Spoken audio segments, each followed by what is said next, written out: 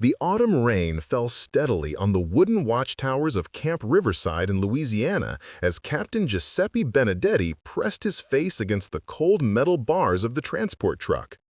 Through the sheets of water streaming down the windows, he caught his first glimpse of what would either be his prison or his salvation. What he saw that October morning in 1943 would shatter every belief he had held about America, about the war, and about the very nature of power itself. Before we jump back in, tell us where you're tuning in from, and if this story touches you, make sure you're subscribed, because tomorrow I've saved something extra special for you.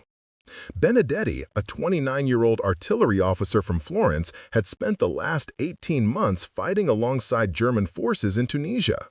He had witnessed the brutal efficiency of Allied bombing campaigns, felt the overwhelming force of their artillery, and finally experienced the helplessness of watching his position overrun by tanks that seemed to multiply like insects across the desert horizon. Yet none of that had prepared him for what lay beyond the gates of Camp Riverside.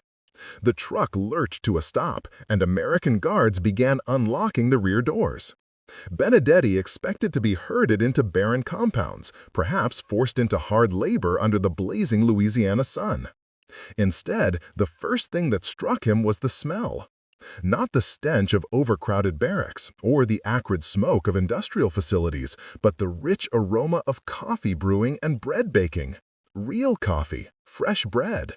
The kind of luxuries that had vanished from Italy before he had even left for North Africa.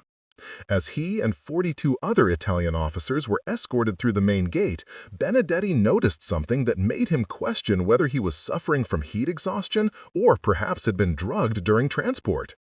The American soldiers guarding them were not the gaunt, desperate figures that fascist propaganda had described. They were well-fed, clean-shaven, and their uniforms appeared to be made from quality materials. More disturbing still, they seemed almost relaxed, chatting among themselves with an easy confidence that suggested they had never known real hunger or genuine fear. The processing building they entered was larger and better equipped than any military facility Benedetti had seen in Italy. Electric lights illuminated every corner. Typewriters clicked steadily as clerks processed paperwork, and radiators provided warmth against the October chill. When his turn came to be interviewed by the camp's intelligence officer, Major Robert Hayes, Benedetti found himself seated at a solid oak desk in a room that would have been considered luxurious by Italian military standards. Major Hayes spoke through an interpreter, a middle-aged Italian-American sergeant named Vincent Torino, whose family had emigrated from Palermo in 1921. As Hayes explained the camp rules and Geneva Convention protections, Benedetti found his attention drawn to details that seemed impossibly extravagant. The major's uniform was pressed and clean, his leather boots polished to a mirror shine. On the desk sat a half-eaten sandwich made with thick slices of white bread, fresh lettuce, and what appeared to be actual ham. In the corner of the room, a small electric heater hummed quietly, providing supplemental warmth on what Americans apparently considered a cool day. But it was Major Hayes's casual mention of the evening meal schedule that first cracked the foundation of Benedetti's worldview.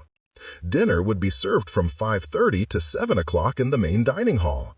The menu for that evening included roast beef, mashed potatoes, green beans, dinner rolls with butter, and cherry pie for dessert. Milk would be available for those who preferred it to coffee. Benedetti stared at the interpreter, certain something had been lost in translation. Roast beef for prisoners of war? Butter? Fresh milk? These were items that Italian officers in combat zones rarely saw, luxuries reserved for the highest-ranking officials in Rome. When the interview concluded, Benedetti and his fellow prisoners were escorted to their assigned barracks. The building itself was newly constructed, with electric heating, flush toilets, and running hot water. Each man was assigned a metal cot with a thick mattress, 2 wool blankets, a pillow, and a small wooden locker for personal belongings. The accommodations were superior to many Italian military installations Benedetti had served at during peacetime. As evening approached and the dinner bell rang across the compound, Benedetti joined the stream of prisoners making their way to the dining hall. The building was enormous, capable of seating over 800 men at wooden tables covered with checkered cloths. American soldiers served the food from behind steam tables, ladling generous portions onto metal trays. Benedetti watched in stunned silence as the prisoner ahead of him received exactly what Major Hayes had promised: thick slices of roast beef, a mountain of creamy mashed potatoes, fresh green beans, and a warm dinner roll slathered with real butter. He carried his tray to an empty table and sat down beside Lieutenant Marco Santelli, a tank commander from Bologna who had been captured the same day. Neither man spoke as they began to eat. The beef was tender and flavorful, prepared with herbs and spices that had been unavailable in Italian military kitchens for years. The mashed potatoes were made with real milk and butter, not the watered-down substitutes that had become standard throughout Italy. The green beans were fresh, not canned or preserved, and the dinner roll was soft and warm, clearly baked that day. When an American soldier approached their table carrying a large coffee pot and began filling their cups without being asked, Benedetti finally found his voice. In his limited English, he managed to ask, "This food, same every day?" The soldier, a young private from Alabama named Tommy Williams, smiled and nodded. "Well, not exactly the same. Tomorrow's Friday, so we'll have fried fish. Saturday's usually pork chops. Sunday's fried chicken." He paused, noticing the expression on Benedetti's face. "You boys eat up now. There's plenty more if you want seconds." Seconds? The concept seemed alien. In Italy, military personnel were allocated specific portions calculated to provide minimum nutritional requirements. The idea that food might be so abundant that prisoners could request additional servings challenged every assumption Benedetti had formed about American industrial capacity and resource management. After dinner, as the prisoners were escorted back to their barracks, Benedetti overheard a conversation between two American guards that would haunt him for years to come. One was complaining about the quality of the evening meal, suggesting that the roast beef had been slightly overcooked and expressing hope that the kitchen staff would do better tomorrow. The other agreed, mentioning that his wife's pot roast was much more tender and wondering aloud whether the camp's head cook had sufficient experience with large-scale food preparation. That night, lying on his comfortable mattress beneath warm wool blankets, Benedetti stared at the ceiling and tried to process what he had experienced. The evening meal alone contained more protein than most Italian civilians saw in a week. The casual abundance, the waste, the complaints about food quality that would have been considered a feast in his homeland all suggested that fascist propaganda about American poverty and industrial weakness had been catastrophically wrong. After dinner, as the prisoners were escorted back to their barracks, Benedetti overheard a conversation between two American guards that would haunt him for years to come. One was complaining about the quality of the evening meal, suggesting that the roast beef had been slightly overcooked and expressing hope that the kitchen staff would do better tomorrow. The other agreed, mentioning that his wife's pot roast was much more tender and wondering aloud whether the camp's head cook had sufficient experience with large-scale food preparation. That night, lying on his comfortable mattress beneath warm wool blankets, Benedetti stared at the ceiling and tried to process what he had experienced. The evening meal alone contained more protein than most Italian civilians saw in a week. The casual abundance, the waste, the complaints about food quality that would have been considered a feast in his homeland all suggested that fascist propaganda about American poverty and industrial weakness had been catastrophically wrong. Preparing and narrating this story took us a lot of time, so if you are enjoying it, subscribe to our channel. It means Lieutenant Marco Santelli lay in the bunk beside Benedetti, staring at the same ceiling. Like his fellow officer, he was struggling to reconcile the day's experiences with everything he had been taught about America and its capabilities. Santelli had grown up in Bologna, the son of a factory worker who had enthusiastically supported Mussolini's rise to power. Throughout the 1930s, the Santelli family had attended fascist rallies where speakers described America as a nation crippled by the Great Depression, its factories idle, its workers desperate, its military weak and poorly equipped. The reality of Camp Riverside told a different story. During the walk from the processing building to the barracks, Santelli had noticed details that contradicted decades of fascist education. The camp's infrastructure was not hastily constructed or makeshift, but solid and well-planned. Electric lines ran to every building, providing power for lighting, heating, and equipment. The roads were paved with asphalt, not dirt or gravel. Even the guard towers were equipped with electric searchlights and telephone connections. Most unsettling of all was the behavior of the American personnel. They moved with the easy confidence of men who had never doubted that their cause would ultimately prevail. They joked among themselves, expressed opinions freely, and treated their duties at the prison camp as routine work rather than a desperate defense of a failing nation. Their equipment was uniformly excellent, their supplies abundant, and their overall demeanor suggested a military force backed by unlimited industrial resources. The next morning brought new revelations. Breakfast was served at 6:30, and once again, the quantities and quality exceeded anything Santelli had experienced during his military service in Italy. Fresh eggs, fried or scrambled according to individual preference. Thick slices of bacon that crackled with fat. Toast made from white bread, served with butter and jam. Orange juice, fresh milk, and coffee strong enough to dispel any lingering doubts about American abundance. As the prisoners filed through the serving line, Santelli watched the American kitchen staff work with practiced efficiency. There was no careful rationing of ingredients, no anxious calculation of portions. Food was prepared in massive quantities and served generously.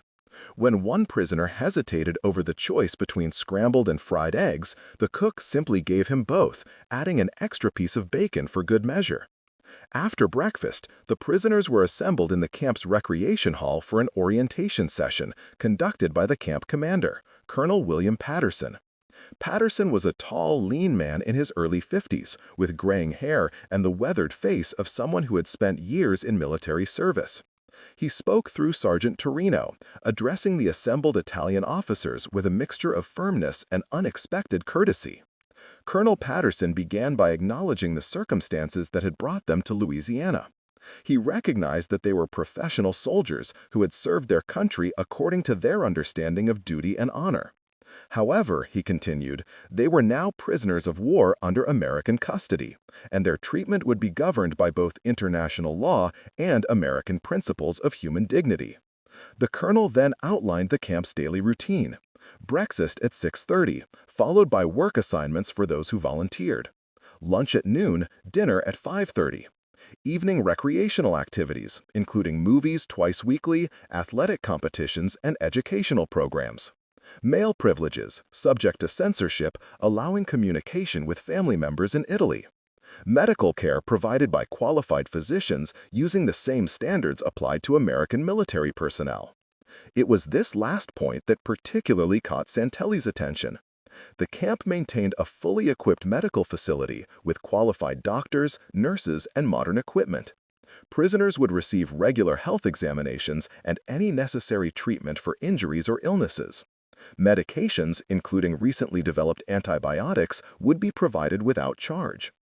Dental care was also available, including procedures that were considered routine in American military medicine but had been virtually unavailable to Italian forces in North Africa. Colonel Patterson concluded his remarks with a statement that would resonate through the barracks for weeks afterward. He acknowledged that the prisoners were far from home, separated from families and familiar surroundings during a time of great uncertainty. However, he wanted them to understand that America was a nation built by immigrants from many countries, including Italy. Italian Americans had contributed significantly to American society, and their heritage was respected and valued. While the prisoners remained enemy personnel for the duration of hostilities, they would be treated with the dignity appropriate to professional soldiers and fellow human beings. The work assignment process began immediately after the orientation. Prisoners were given the opportunity to volunteer for various tasks, with compensation in the form of camp script that could be used at the prisoner store.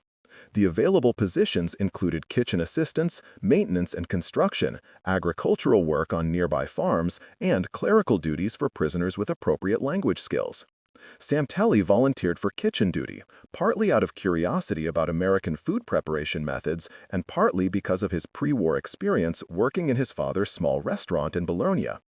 He was assigned to work under Corporal James Murphy, a cook from Chicago who had been drafted into the Army and trained in large-scale food service. Murphy was a cheerful, talkative man who seemed genuinely pleased to have Italian assistants in the kitchen. On his first day of kitchen duty, Santelli was given a tour of the facility that left him speechless. The camp kitchen was equipped with industrial-sized ovens, refrigeration units, and food preparation equipment that surpassed anything he had seen in civilian restaurants back home. The storage areas contained quantities of ingredients that seemed impossible given wartime conditions elsewhere. Sacks of flour, sugar, and rice were stacked floor to ceiling. Walk-in refrigerators held sides of beef, whole chickens, fresh vegetables, and dairy products in quantities that could feed a small city. Corporal Murphy noticed Santelli's amazement and began explaining the camp's food service operation. The facility prepared 3 meals daily for over 1,200 prisoners and 400 American personnel. Menus were planned weekly by a trained dietitian to ensure proper nutrition and variety. Special dietary accommodations were made for prisoners with medical conditions or religious restrictions. Leftovers were minimized through careful planning, but any surplus food was donated to local charitable organizations rather than wasted. The scale of the operation was staggering. Each day, the kitchen processed hundreds of pounds of meat, thousands of eggs, gallons of milk, and industrial quantities of fresh produce. The waste alone, consisting mainly of food scraps and packaging materials, exceeded the total food allocation for a comparable number of Italian military personnel. Yet this massive operation was considered routine, one of hundreds of similar facilities throughout the United States supporting military installations, prisoner of war camps, and civilian defense workers. As Santelli worked alongside American cooks and kitchen staff, he began to understand the industrial and logistical systems that made such abundance possible. The food arrived by truck and rail from suppliers throughout the region. Meat came from processing plants in Kansas, dairy products from farms in Wisconsin and Minnesota, produce from agricultural regions across the country.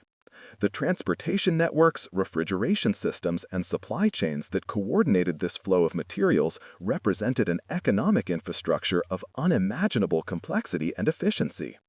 During his second week of kitchen duty, Santelli witnessed an incident that crystallized his growing understanding of American industrial capacity. A shipment of canned goods arrived with several cases damaged during transport. The contents were perfectly safe for consumption, but military regulations required disposal of any containers showing external damage. Corporal Murphy directed Santelli to load the damaged cases onto a truck for disposal at a local landfill. Santelli stared at the damaged cases, mentally calculating their contents. Several hundred cans of vegetables, fruit, and preserved meat were being discarded not because they were spoiled or unsafe, but because their containers had been dented during shipping. The food being thrown away represented more nutrition than many Italian families would see in months. When he attempted to suggest that the contents could be salvaged, Murphy shrugged and explained that replacement shipments had already been ordered. The cost of processing damaged goods exceeded the value of the contents, making disposal the most economical option. That evening, Santelli wrote his first letter home since arriving at Camp Riverside. Addressed to his parents in Bologna, the letter was necessarily vague due to military censorship, but it attempted to convey some sense of his experiences without revealing specific details about American military capabilities. He described the camp as comfortable and the food as adequate, knowing that even these mild terms would sound incredible to recipients facing increasingly severe rationing in Italy. What Santelli could not write, but desperately wanted to communicate, was his growing realization that Italy had entered the war without any realistic understanding of American industrial strength. The casual abundance he witnessed daily at Camp Riverside represented just one small facility in a vast network of military installations. If a prisoner of war camp in rural Louisiana could operate with such material excess, what did that suggest about America's capacity to produce weapons, equipment, and supplies for its combat forces? The mathematical implications were terrifying. If America could afford to house and feed thousands of enemy prisoners better than Italy fed its own soldiers, if it could discard perfectly good food because of minor packaging damage, if it could maintain such facilities across the entire country while simultaneously supporting military operations on multiple continents, then the war's outcome had been determined long before the first shots were fired. Lieutenant Giuseppe Benedetti reached similar conclusions through his assignment to the camp's administrative offices. His pre-war education had included accounting and business administration, skills that made him valuable for clerical work despite the language barrier. Working alongside American administrators, he gained insight into the bureaucratic systems that supported the camp's operations and, by extension, America's entire war effort. The paperwork that crossed his desk daily told a story of industrial mobilization that dwarfed anything Italy had achieved or could hope to achieve. Requisitions for equipment, supplies, and materials were processed routinely, with delivery times that seemed impossibly short by Italian standards. When the camp requested replacement vehicles, new kitchen equipment, or additional construction materials, the orders were filled within days or weeks, not months or years. Benedetti began keeping a private journal, recording observations and calculations that painted an increasingly clear picture of American productive capacity.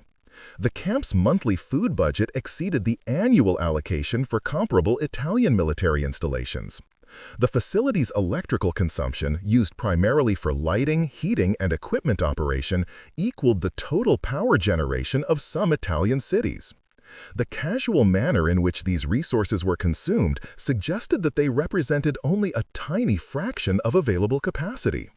One morning in November, Benedetti was assigned to assist with inventory in the camp's supply warehouse. The building, roughly the size of a city block, contained spare parts, equipment, and materials for camp maintenance and operations. What struck him most forcefully was not just the quantity of supplies, but the systematic organization and management of inventory. Every item was cataloged, tracked, and replaced according to predetermined schedules. Nothing was allowed to deteriorate through neglect or poor storage. The efficiency of the system was remarkable, but its implications were sobering. The careful management of resources suggested that American administrators understood the relationship between material abundance and military success. They were not wasteful out of ignorance or carelessness, but strategic in their allocation of resources to maximize effectiveness. The abundance that seemed miraculous to Italian prisoners was actually the result of careful planning and systematic implementation on a national scale. As winter approached and the prisoners settled into the routine of camp life, the contrast between their current circumstances and conditions in Italy became increasingly stark. Letters from home, when they arrived at all, described deteriorating conditions that made the prisoner situation seem almost surreal. Families reported severe food shortages, fuel rationing that left homes unheated, and medical supplies so scarce that simple illnesses had become life-threatening. Meanwhile, at Camp Riverside, the prisoners enjoyed central heating that kept the barracks comfortable even during Louisiana's occasional cold snaps. The medical facility was stocked with medications that were completely unavailable in Italy. The dining hall continued to serve abundant, varied meals that would have been considered luxurious by pre-war Italian standards. The disconnect between their experience as prisoners and their family struggles as civilians created a cognitive dissonance that many found difficult to process. The transformation was not merely material but psychological. Prisoners who had arrived at Camp Riverside as committed fascists began to question fundamental assumptions about politics, economics, and national strength. The evidence of American abundance was too overwhelming to dismiss as propaganda or temporary deception. This was real, sustained, and apparently effortless prosperity that challenged everything they had been taught about the superiority of fascist ideology and the weakness of democratic systems. By December 1943, 3 months after their arrival at Camp Riverside, many of the Italian prisoners had undergone a profound ideological transformation. They had not been convinced through argument or propaganda, but through direct experience of material conditions that made fascist claims about national superiority seem absurd. The revolution in their thinking was quiet but complete, setting the stage for the choice they would face when Italy's surrender made their freedom possible. The turning point came during the Christmas season of 1943, when Captain Giuseppe Benedetti received his first letter from his younger brother Antonio in Florence. The letter, heavily censored by both Italian and American authorities, contained news that shattered any remaining illusions about conditions back home. Antonio wrote in carefully coded language about their father's declining health, the result of inadequate nutrition and lack of medical care. Their mother had been forced to sell her wedding ring to purchase black market flour. The family's small apartment had been without heat for 3 weeks, and coal was available only to those with government connections or substantial bribes. What devastated Benedetti most was a single line that had somehow escaped the censor's pen. "Giuseppe, if you could see how we live now, you would understand why we pray each night that this war ends quickly, no matter who wins." The implication was clear. His own family, raised on fascist ideology and national pride, had reached the point where defeat seemed preferable to continued suffering under Mussolini's regime. That same week, Lieutenant Marco Santelli experienced his own moment of reckoning during a routine medical examination at the camp's hospital. Dr. Sarah Chen, a Chinese-American physician from San Francisco, discovered that Santelli had been suffering from chronic malnutrition prior to his capture. Blood tests revealed vitamin deficiencies that would have been life-threatening if left untreated. During their conversation, conducted through Sergeant Torino's translation, Dr. Chen mentioned that such conditions were common among recently arrived Italian prisoners, suggesting widespread nutritional problems throughout the Italian military. The irony was not lost on Santelli. As a prisoner of war in an enemy country, he was receiving better medical care than he had ever experienced as a serving officer in the Italian army. Dr. Chen prescribed a special diet rich in vitamins and proteins, medications that were completely unavailable in Italy, and regular follow-up examinations to monitor his recovery. When he asked about the cost of such treatment, Dr. Chen seemed puzzled by the question. Medical care for prisoners was provided as a matter of policy, she explained through the interpreter. The Geneva Convention required adequate medical treatment, and America had both the resources and the obligation to provide it. The transformation accelerated in January 1944 when the camp began receiving new batches of Italian prisoners captured during the fighting around Anzio. These men arrived in far worse condition than Benedetti's group, many suffering from combat fatigue, untreated wounds, and severe malnutrition. Their accounts of the Italian military situation painted a picture of complete collapse. Equipment shortages had become so severe that artillery units were rationing shells, limiting each gun to 3 rounds per day. Infantry companies were operating at half strength due to casualties and desertions. Most shocking of all, several prisoners reported that their officers had abandoned their units rather than continue fighting with inadequate supplies and no realistic hope of victory. Among the new arrivals was Captain Franco Ricci, a logistics officer who had served at the Italian High Command in Rome before being transferred to a combat unit as punishment for questioning supply allocation policies. Ricci possessed detailed knowledge of Italy's war production capabilities, and his conversations with Benedetti and Santelli revealed the true hopelessness of Italy's situation. The country's entire annual steel production, Ricci explained, equaled what he had observed America consuming in a single month at various military installations. Italy's aircraft production for all of 1943 had totaled fewer than 2,000 planes, while American factories were producing that many every few weeks. The mathematical reality was inescapable. Italy was not simply losing the war, it had never possessed the industrial capacity to wage modern warfare against an opponent like the United States. The fascist government had committed the nation to a conflict that was economically and industrially impossible to win, regardless of tactical skill or individual heroism. As winter turned to spring, the psychological transformation of the prisoners became increasingly apparent in their daily behavior and conversations. Men who had arrived as committed fascists began expressing open criticism of Mussolini's regime and its policies. They spoke longingly not of returning to Italy, but of somehow remaining in America, where abundance was normal and the future seemed bright. The camp's American personnel noticed this change and began implementing programs designed to accelerate the prisoners' ideological conversion. Colonel Patterson authorized the establishment of English language classes taught by Italian-American soldiers who could communicate effectively with the prisoners. The classes were ostensibly practical, designed to help prisoners communicate more effectively with their captors and work supervisors. In reality, they served as vehicles for exposing the Italians to American values, culture, and political philosophy. Students learned vocabulary and grammar through lessons that emphasized democratic principles, individual liberty, and economic opportunity. Lieutenant Santelli proved particularly adept at language learning, advancing rapidly through the basic curriculum and eventually serving as an informal translator for other prisoners. His growing fluency opened doors to deeper relationships with American personnel, conversations that revealed aspects of American society that fascist propaganda had never acknowledged. He learned about social mobility, the ability of ordinary citizens to improve their economic status through hard work and education. He discovered that many American soldiers came from immigrant families, including Italian immigrants who had achieved prosperity and social acceptance within a single generation. Most remarkable to Santelli was the casual way Americans discussed their government and political leaders. Soldiers openly criticized military policies, questioned strategic decisions, and expressed dissatisfaction with various aspects of camp administration.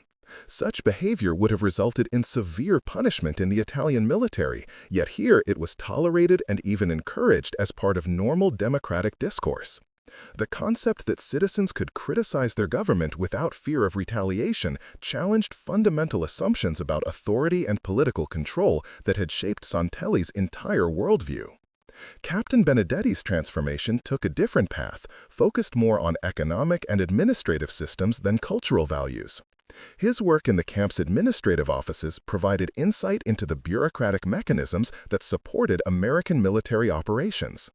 He observed procurement procedures, budget allocation processes, and resource management systems that operated with an efficiency and transparency unknown in Italian institutions.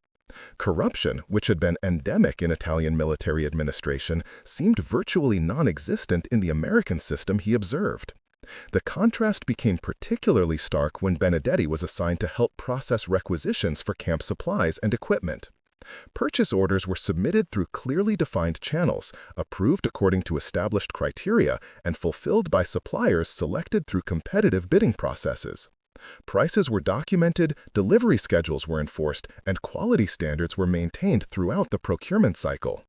The entire system operated with a level of professionalism and integrity that made Italian administrative practices seem medieval by comparison.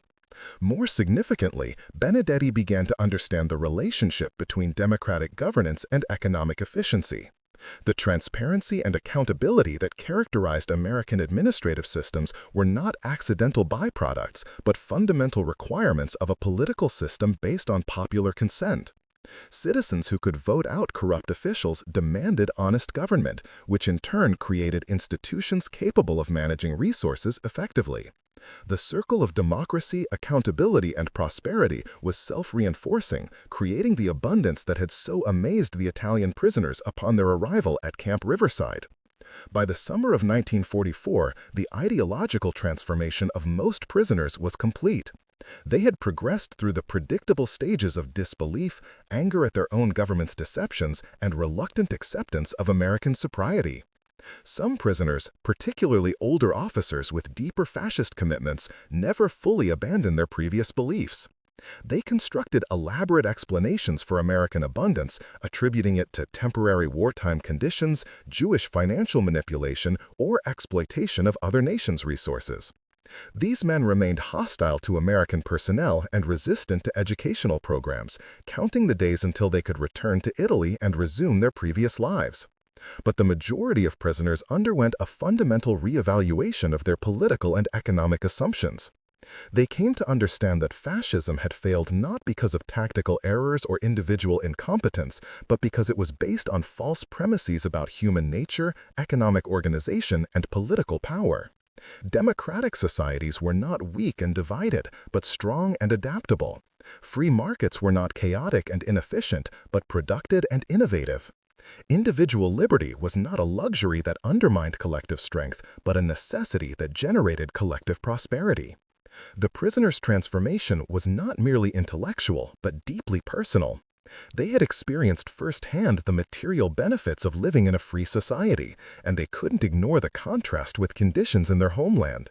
Letters from Italy painted an increasingly desperate picture of economic collapse, social disorder, and political chaos. Meanwhile, their own lives as prisoners in America had improved dramatically. They were healthier, better fed, and more hopeful about the future than they had been as free citizens of fascist Italy. The psychological impact extended beyond political ideology to personal identity. Many prisoners began to see themselves not as temporary captives awaiting repatriation, but as potential immigrants seeking permanent residence in a country that offered opportunities unavailable elsewhere.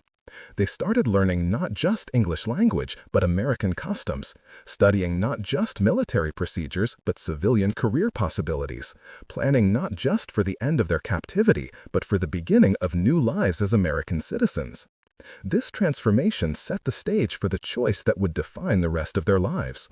When Italy surrendered and they were offered repatriation, these men would face a decision between loyalty to their homeland and pursuit of personal prosperity.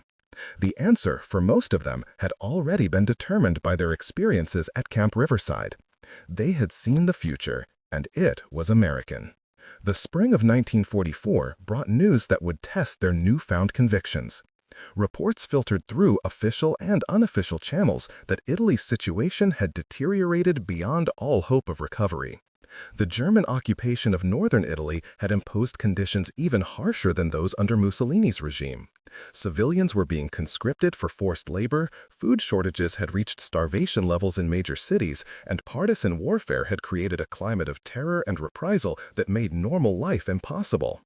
Up next, you've got two more standout stories right on your screen. If this one hit the mark, you won't want to pass these up. Just click and check them out.